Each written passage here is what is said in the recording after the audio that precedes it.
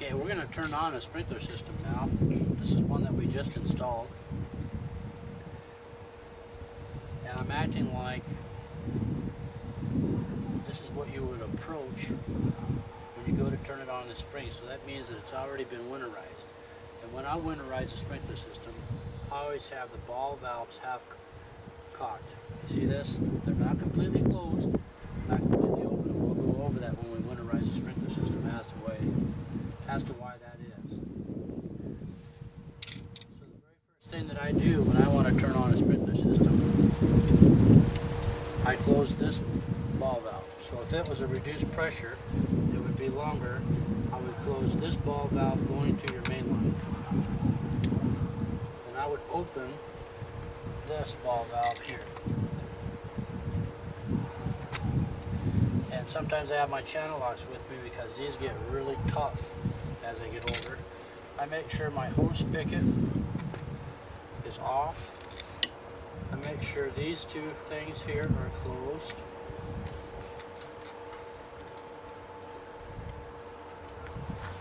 And then I charge my water. What this is when I have this one open, this one closed, the water will come in, push my plunger up and seal at the top of the cap and stop here. And then I'll come back outside, I'll fill the main line slow. The reason being is if I had this ball valve open and this one open, I turn the water on inside, sometimes you'll get a lot of water dumping out of the top of here. So this just eliminates that from happening. So now we'll go inside and we'll turn on the water.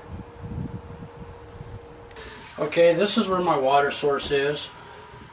My water meter is down here. I have my water heater in my furnace.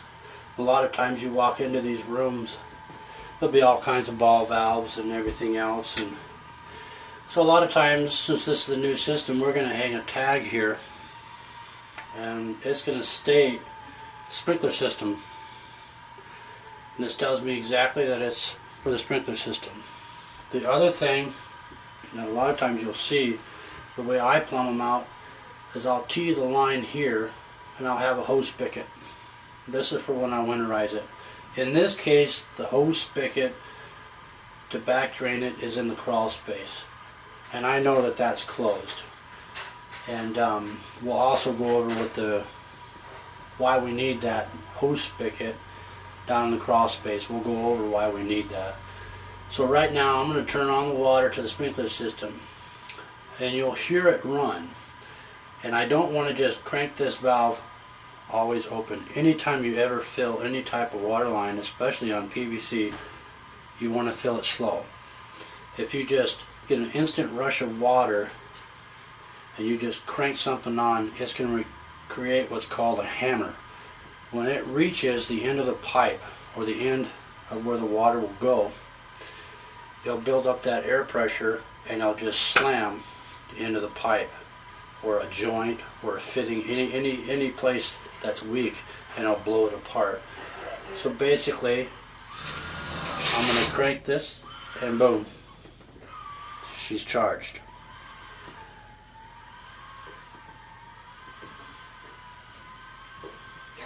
That's as long as it took.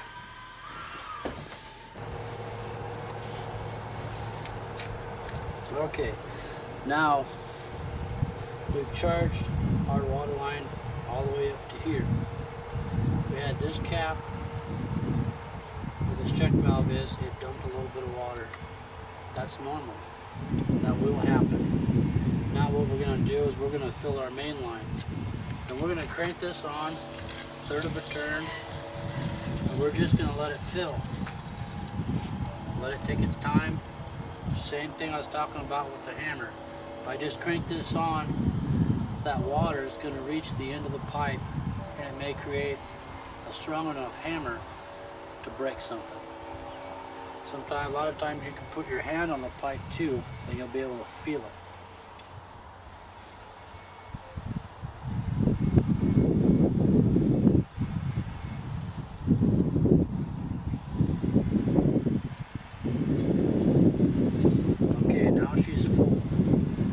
Double check, sometimes I'll turn this off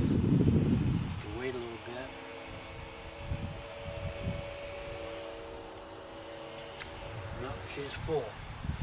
Now remember, sometimes when you turn this on and you have a zone that's stuck and it's running right now, it could be that bleeder valve on the top of the valve, the solenoid that's on, or the clock is on. So those are the three things that you would check. So the first thing I do is I just run my hand. I know that I have a little bit of water here. I'm just looking for drips. I'm looking for broken ball valves. I'm looking for a broken cap here. And now I go and I walk my yard. I'll open up my valve boxes. I'll look inside there for a leak, any water. I'll walk the yard, look for any type of leaks. Another good thing to do is to look on top of your water meter, making sure everything is off inside your house and nobody's using any water. And if that little dial is moving just a little bit, you know you got a leak. I always do that because if you just hurry up and you turn everything on and you walk away, you might have a leak. And we want to make sure you don't, so you don't have any troubles. So now we'll go program the clock.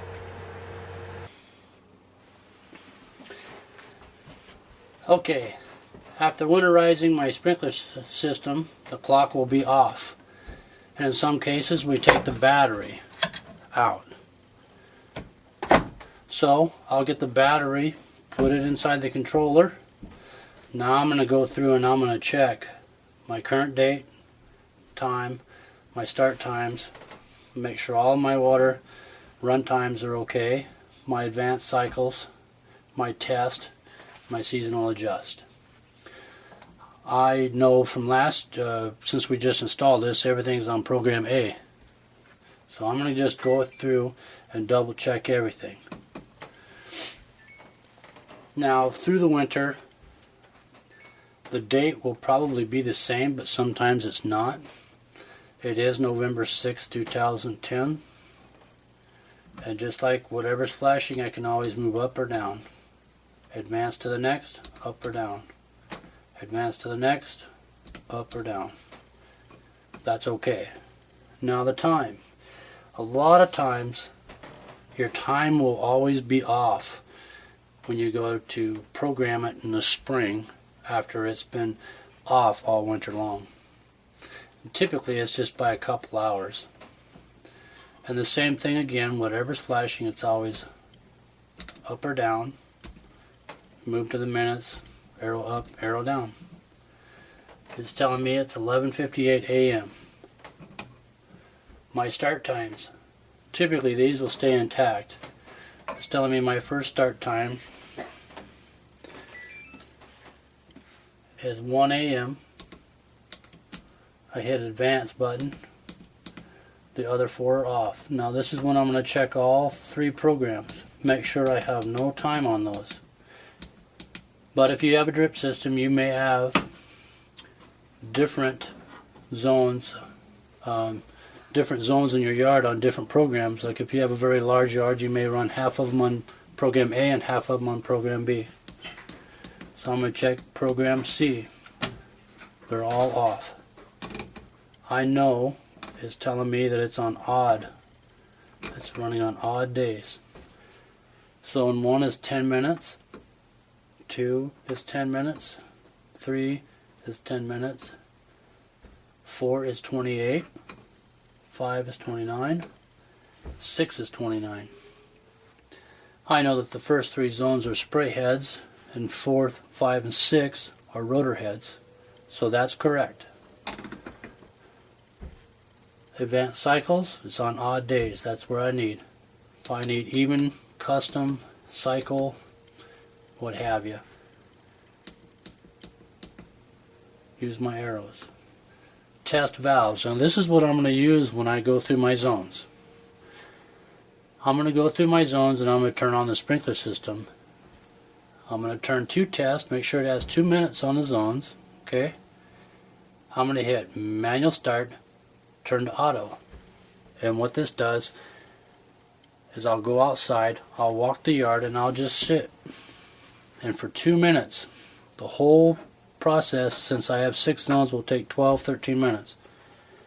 I'll watch each zone come on and make sure everything's rotating, everything's working right, and if I have to make adjustments, I'll make adjustments. Seasonal adjust. It's spring, 100% is good. Sometimes you bump it down, sometimes you bump it up, depending on where you live. So now we will go to test. I will hear manual start. I will hit manual start, and what you'll hear is you'll hear the water meter start ticking. Tick, tick, tick, tick, tick. That means it's kicking on.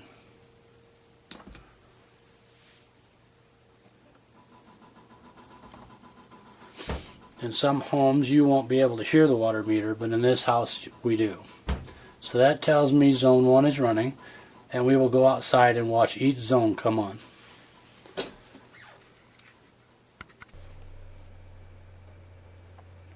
Now I'm running through my test zone. I'm always doing certain things. I'm opening up my valve boxes, I'm checking inside my valve boxes. While each zone's coming on, I'm always looking at the sprinkler heads, making my adjustments, making sure that everything's getting wet that should be getting wet, making sure I have no leaks. I walk around the yard, walk around each head, take a look at it, because sometimes over the winter time a head gets broken, gets ran over, kicked, or sometimes it just quits working. And as I'm walking through the yard, I keep my head down. I'm looking around for water coming out of the ground, puddles, things of that sort. Just making sure that I don't overlook anything, because I don't want it to come on and run for a few days while I have a big leak. And I take my time. If I have to do it more than once, I'll run through more than once just to make sure I have everything working. Because we know that if we don't have the heads adjusted right, we'll have brown spots, and areas that we don't want to get wet will get wet. This system we just installed doesn't have much of a yard yet. It will next year. Plant some grass seed, and the sprinkler system will do the watering instead of a water hose, which is nice. And one thing to remember, when you do this, you're most likely going to get wet.